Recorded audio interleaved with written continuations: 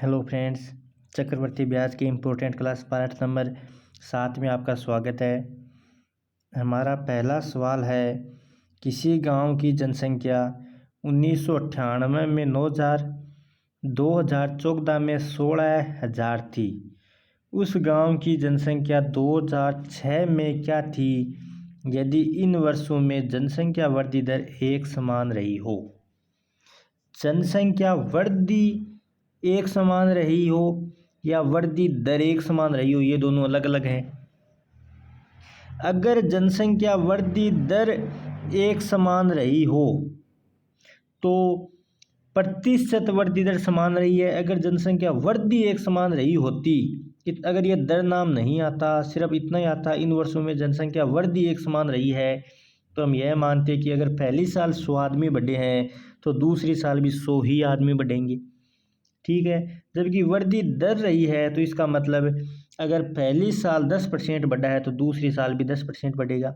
ठीक है, अब देखो सवाल क्या कह रहा है। 1998 में जनसंख्या कितनी थी? 9,000 थी। फिर 2006 की हमें क्या करी है, पूछी है, तो मान ली कि जनसंख्या x थी। और हमें 2014 की जनसंख्या दे दी कितनी? 16,000 दे दी। ठीक है, अब देखो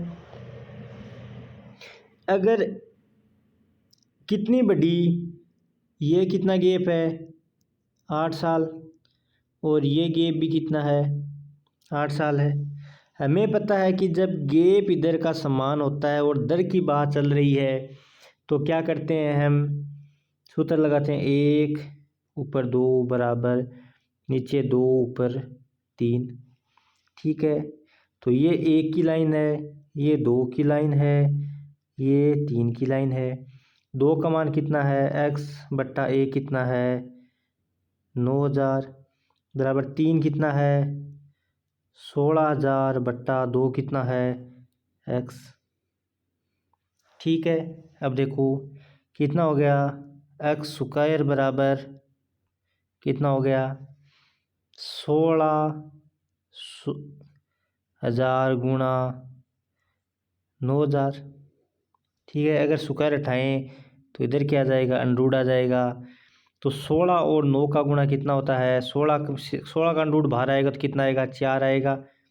9 का अंडरूट बाहर कितना आएगा? 3 आएगा। और ये 3 और 3 6 शून्य है तो बाहर कितने आएंगे? 3 शून्य आएंगे। तो हमारा आंसर कितना आ जाएगा? 4 3 12। तो आंसर आ जाएगा हमारा 12,000। ठीक है, तो 2006 में उसकी जनसंख्या कितनी थी? 12,000 थी। ये हमारा क्या है?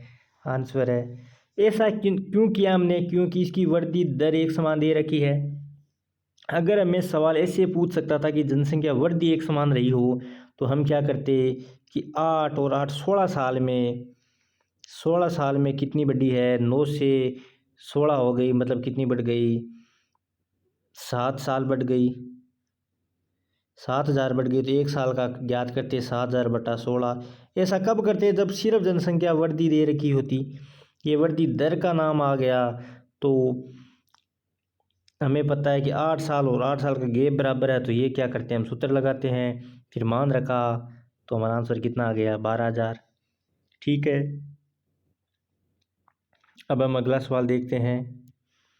हमारा अगला सवाल है, ब्याज की किसी वार्षिक दर से किसी धनराशि का 1 वर्ष का साधारण ब्याज 260, उसी धनराशि का 2 साल का चक्रवर्ती ब्याज 540 है, तो ब्याज की वार्षिक दर ज्ञात करो।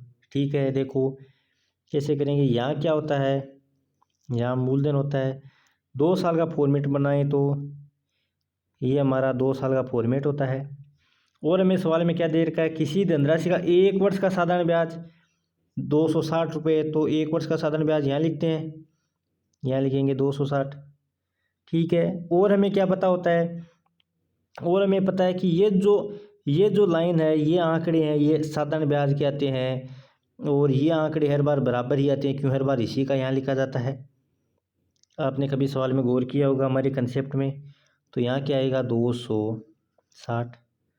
फिर हमें क्या दे रखा है 540 दे रखा है चक्रवर्ती ब्याज, मतलब इसका योग दे रखा है 540।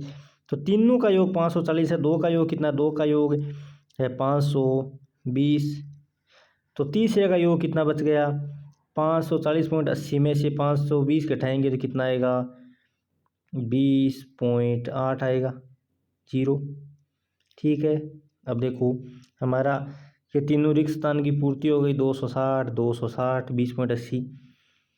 इसका ब्याज ये होता है, इसका ब्याज ये होता है, और ये जो 20.80 रुपये ये ब्याज किसका होता है 260 का। तो 20.80 ब्याज एक साल के डिफरेंस पर किसका होता है 260 का। तो 260 गुणा 100। ठीक है, एक शून्य से एक शून्य। 26 का भाग देंगे किसमें, 10 से इसको गुणा किया तो कितना आएगा 208/26। अब 26 का भाग देंगे 208 में तो कितनी बार जाएगा, 26 का भाग जाएगा 8 बार। तो दर कितनी आ गई, दर आ गई 8%। तो हमें क्या पूछा है, तो ब्याज की वार्षिक दर बताओ। तो वार्षिक दर कितनी आ गई 8%। सबसे पहले हमने क्या किया 260 यहाँ लिख दिया, 260 ये है तो ये भी 260 है। ठीक है, फिर तीनों का योग कितना है 540.80। तो 540 में से ये दो घटाएंगे तो कितना आ जाएगा 20.80। फिर क्या करेंगे, हमें पता है दर क्या होती है, दर होती है ये जो 20.80 रुपये ब्याज होता है वो 260 पर आता है। तो 20.80 260 का एक साल का ब्याज आया तो दर कितनी आ गई 8% आ गई। ठीक है, अगला सवाल देखते हैं। एक फैक्ट्री में एक ऑफिसर का वेतन स्टार्टिंग में 1,20,000 है। उसके वेतन में वार्षिक कटौती होती है, हर साल उसका वेतन है वो 5.2% कम हो जाता है। तो 3 वर्षों बाद उसका वेतन क्या रहेगा, 3 वर्ष बाद उसका वेतन क्या रहेगा। ठीक है, देखो स्टार्टिंग में उसका वेतन कितना है 1,20,000 है। ठीक है, फिर आगे देखो 5.2 मतलब 2.5% हर बार क्या हो जाता है, कम हो जाता है। तो 2.5% हर साल कम हो जाता है। तो हर साल बचता कितना है 97/1/2% बचता है, क्योंकि अगर 100 में से 2.5% घटा देंगे तो 97 से 1/2। तो 97 से 1/2 को कैसे लिख सकते हैं, 97 दूनी कितना होगा 7 दूनी 14, 97 दूनी कितना होता है 194। तो ये कितना 195/2% हर साल क्या हो जाता है रह जाता है। तो एक साल के अंत में कितना होगा 195/2, 200% हटाएंगे तो क्या करेंगे 1/100 से गुणा करेंगे। तो हर साल के अंत में 195/100 रहता है। फिर हमें कितना करना 3 साल बाद का। तो 195 ये 2 साल का हो गया, 2 साल बाद इतना रह जाएगा। फिर 3 साल बाद कितना रह जाएगा 195/200। इसको सोल्व करेंगे तो वेतन है वो जो आंसर आएगा वो क्या होगा 3 वर्ष के बाद उसका जो गठा हुआ वेतन है वो आ जाएगा। ठीक है, 2 शून्य 4 शून्य से तो 4 शून्य चले जाएंगे, इनको आप गुणा कर लेना। ठीक है, अगला सवाल देखते हैं।